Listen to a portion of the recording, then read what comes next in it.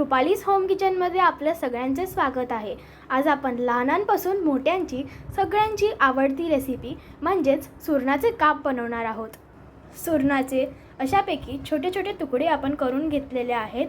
आता आपण या सुरणाला गरम पाण्यामध्ये टाकणार आहोत, कारण सुरणाला खूप खाज येते, त्यामुळे त्याला 1 ते 2 मिनिटं गरम पाण्यात असं उकळी येण्यापुरतं सोडायचं। अशा प्रकारे सुरणाला एक उकळी आल्यावर त्याला आपण काढून घ्यावे।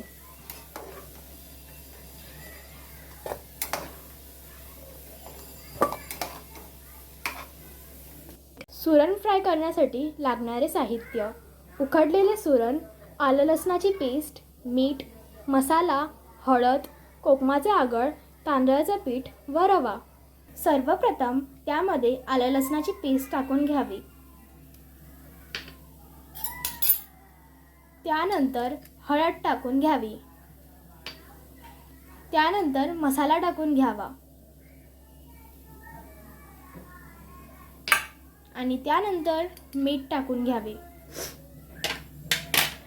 आणि शेवटी कोकमाचे आगळ टाकून घ्यावे।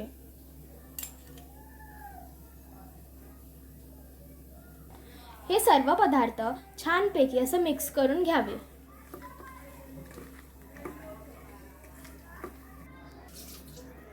रव्यामध्ये थोडंसं मीठ, थोडीशी हळद व थोडासा मसाला टाकून घ्यावे। फ्राय पॅनमध्ये तेल टाकून घ्यावे। अशा प्रकारे सुरणाचे काप रव्याच्या व तांदळाच्या पिठात छानपणे कोट करून फ्राय पॅनमध्ये टाकावे।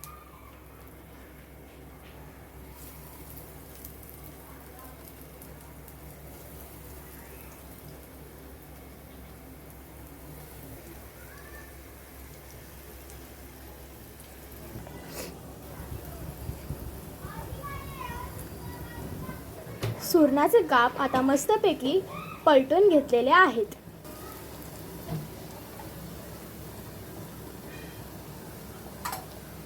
आता आपलं हे दोन्ही साइडनी छानपैकी असं फ्राय झालेलं आहे, तर आता आपण ह्याला प्लेटमध्ये सर्व करून घ्यायचं। ही आपली टेस्टी अशी सुरणाच्या कापाची रेसिपी तयार झालेली आहे।